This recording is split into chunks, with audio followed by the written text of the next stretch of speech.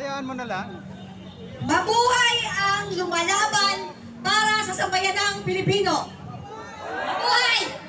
Sino-sino ang mga lumalaban para sa sambayanang Pilipino? Mga organizer! Mga vloggers! Social media vloggers! Yung mainstream pala! Na-interview, hindi naman lumalabas! Ilang beses ako interview, hindi naman nilalabas! Kung titingin ako sa YouTube po, ito!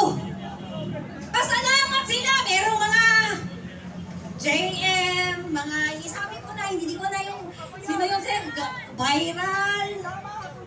Tinitingnan ko na lang yung mga ano na, kaya ako nakaka-relate sa totoong situation ng Pilipinas dahil doon kasi nasa shadow ban, di ba? Ayun, JM, yun yung kabayan viral, Melvi, Antikina. Meron pa, brothers, marami. Okay? So, mabuhay ang mga Pilipinong laban para sa masangapi! Magandang gabi sa inyong lahat!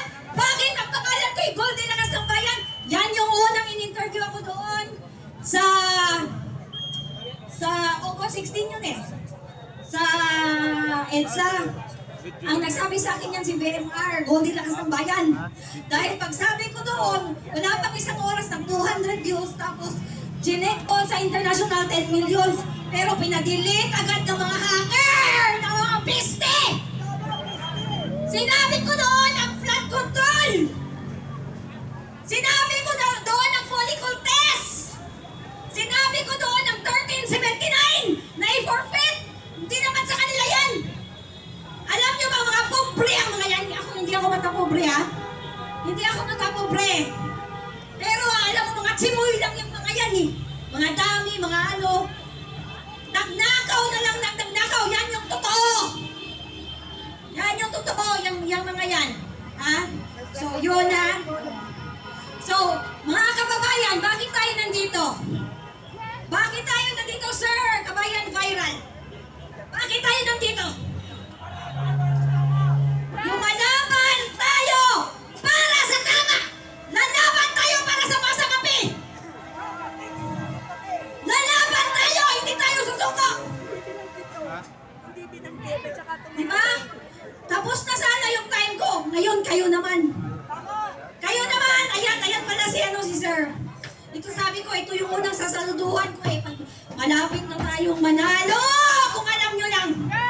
Dahil alam ko yan dati, press conference, meeting. Sunod, marcha, rally, program. Sunod, picket! Ito na yun! Picket! Vigil! Binubulak lang tayo nila! Ito na yun! Sunod ng picket, vigil! Ouster na! Malapit na tayong manalo! Mga kababayan, malapit na tayong manalo! Sayang-saya ako dahil dito hindi, Raha Sulaiman.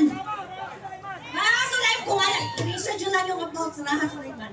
Ayaw ko magsalita about sa akin dahil itong araw na to ay hindi about sa akin. Itong araw na to sa inyo! Kayo naman! Laban! Kinuha na lahat sa akin! Kinuha na lahat sa akin! So, ano ang gagawin natin? Ano ang gagawin natin? Hindi tayo susuko! Hindi tayo mapapagod! Dahil itong ginagawa natin, hindi para to sa atin. Para to sa buka, kinabukasan ng pamilya natin. Sa mga masangapi, tinatabak-tabakan! Payag ba kayo dyan?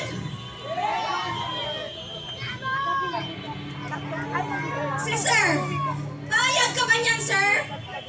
Sir Ferdinand, payag ka ba makita yung kapwa mong Pilipino tinatabak-tabakan? Hindi! Hindi tayo mapayag! Marami silang paikot-ikot. Kaya ako pumunta dito. Kahit marami silang paikot-ikot. Tingnan nyo. Hindi gaya noon, EDSA 1, EDSA 2. Hindi. Meron silang style ngayon. Yang about sa military. Na, dahil nagkamali noon. Ano nagkamali noon?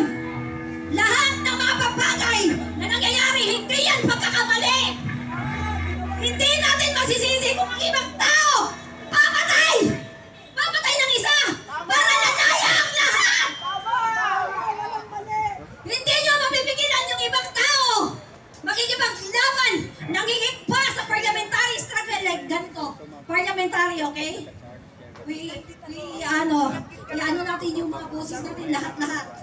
Pero yung iba, nakita na nila paikot-ikot, paikot-ikot, paikot-ikot. Buwang! Yawa ng mga piste na!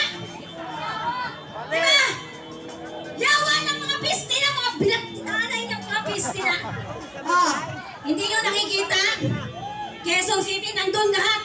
Campaginaldo, Krami, Pardon, lahat nandun. Hawak nila yan! Hindi nyo ba alam? Info! Intel info! Ha? Info! Kaya okay lang, mga kababayan, na mag-iba tayo. Example, liwasan. Example, dito. Iba. Okay lang.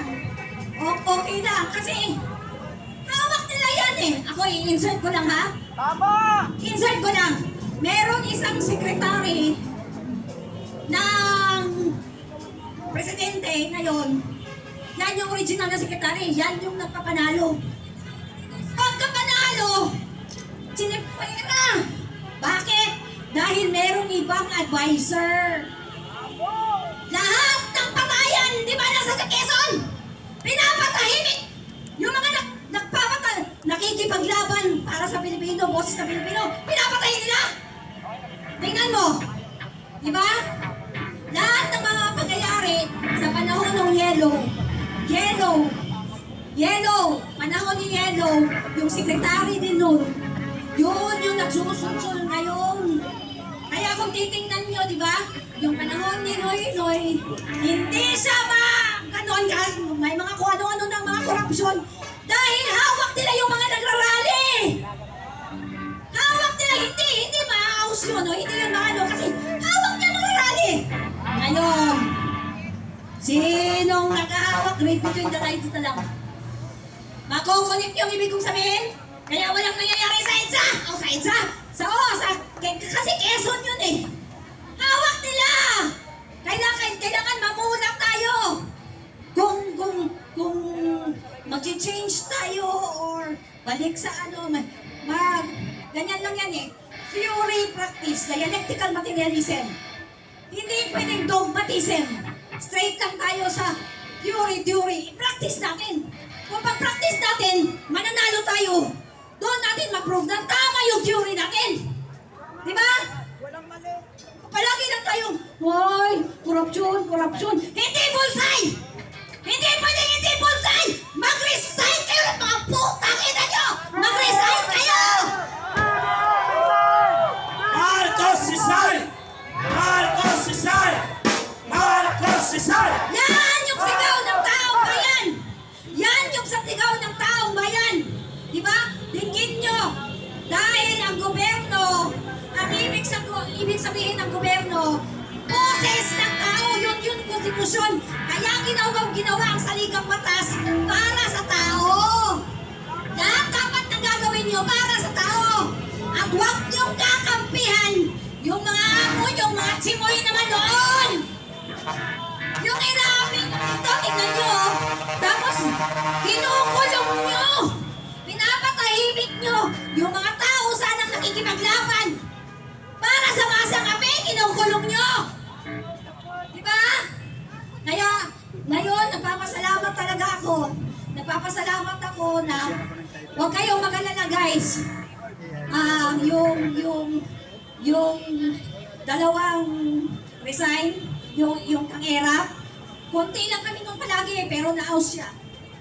Lagi niyong tatandaan, guys, hindi yan quantity. Hindi yan paramihan. Maraming ang mga ship, maraming mga group. Mga bobo naman. Ang namumuno naman, bobo. Diba? Kahit konti lang tayo, pero kung matalas yung ano natin, pag ngayon yung ano natin, agila yung ano natin, diba? Kung matalas tayo, kahit isa lang tayo, dalawa tayo. Basta ang importante, yung mensahe natin mapaabot. Yun. Hindi importante, konti. Anong konti? Importante, quality kaysa sa quantity. Okay? Tama! Yan. Marcos Rizal! Marcos Rizal! Marcos Rizal! Resign! Marcos Resign! Marcos Resign! Very good. 13-17. 99, in perfect, guys. Hindi pwedeng ninakaw niya, hindi naman yan sa kanila eh. Di ba? Hindi tayo titigil lang at Naka-live to? ibalik nila yan. Hindi pwede hiring, pinapaikot-ikot tayo eh. Ibalik nila yan. In perfect, ibalik, hindi yan sa kanila. Tayang ba kayo na kain-kain sa labas tapos tayo gutom? Gutom tayo. Di ba? Yung mga tao. Sige.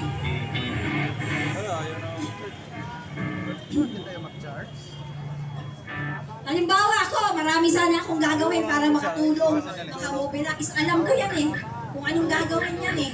Wala. Hindi pwede kasi lahat ng mga resource, ginigit, lahat.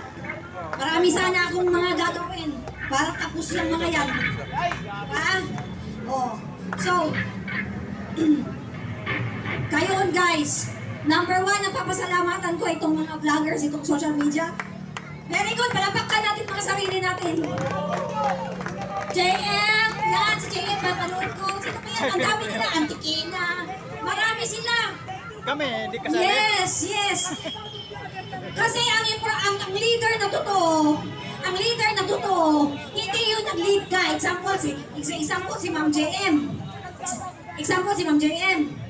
Ang totoong leader, kung magpo-produce siya ng maraming JM, kada isa sa inyo, mag-produce kayo ng maraming kayo. Halimbawa, sir, anong tawagan niyo po, sir?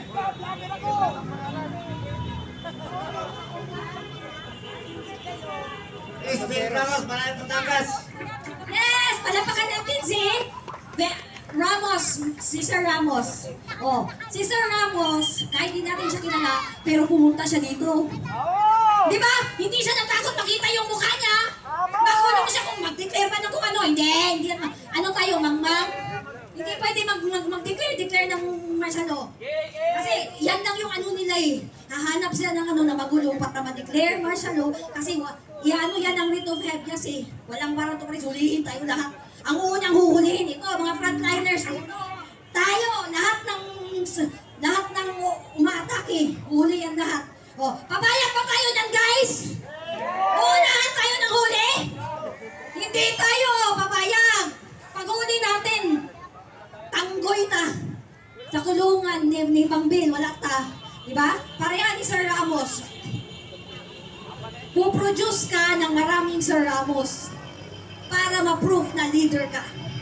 Diba, sir?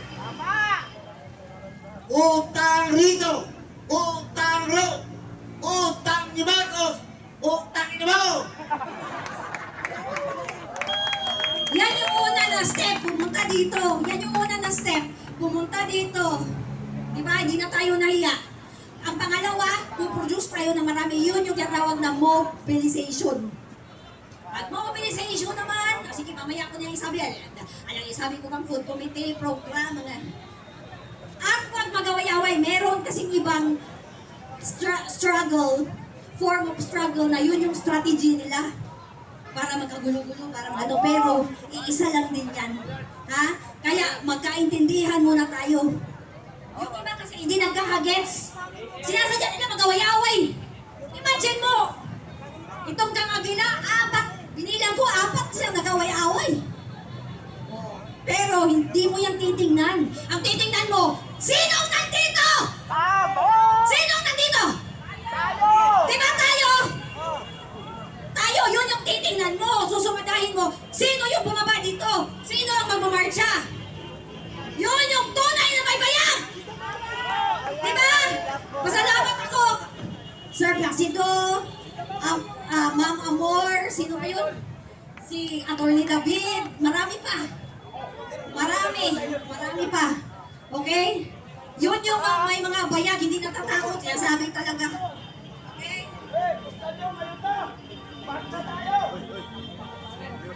Yun. Nasabi ko na, na-gets nyo na ba yung ibig kong sabihin? Kasi meron silang mga style na wag. Sabi ng spokesperson sa military, hindi na daw gagawin yung nagkamali sila noon. Nagkamali ba yung EDSA 1 at EDSA 2? Hindi yung nagkamali! Lumaban ng mga gutom kasi mga kurakot! Di ba? Hindi yung pagkakamali. Kaya huwag kayong magpakalinlang kung magsasabi silang nagkamali. Di ba? Kasi iba na kasi ngayon guys eh. Hindi ko kaya, magmobilize ako. Ang bigayan lang ni Amasuna, bigayan lang ni Goldini, 50,000 sa mga tropa ko. Tapos sila, baka, bilyon. Tatalunin talaga ako. Diba? Tanong ako kay So, please give me a type. ano ang gagawin natin? Ano mga binibigyan? Kada may problema para hindi tayo paikot-ikot. Nakita na natin ang hearing, paikot-ikot. Anong gagawin natin? Tinatrap na yung Senado, yung Congress. Nakasalalay sa atin ang kinabukasan ng Pilipinas. Itong nandito. Nakasalalay sa atin. Kaya huwag tayong titigil. Mahal ko. Mga kababayan, huwag tayong titigil. Kasi, ang paggawa ng saligang batas ito, buhay ko at dugo!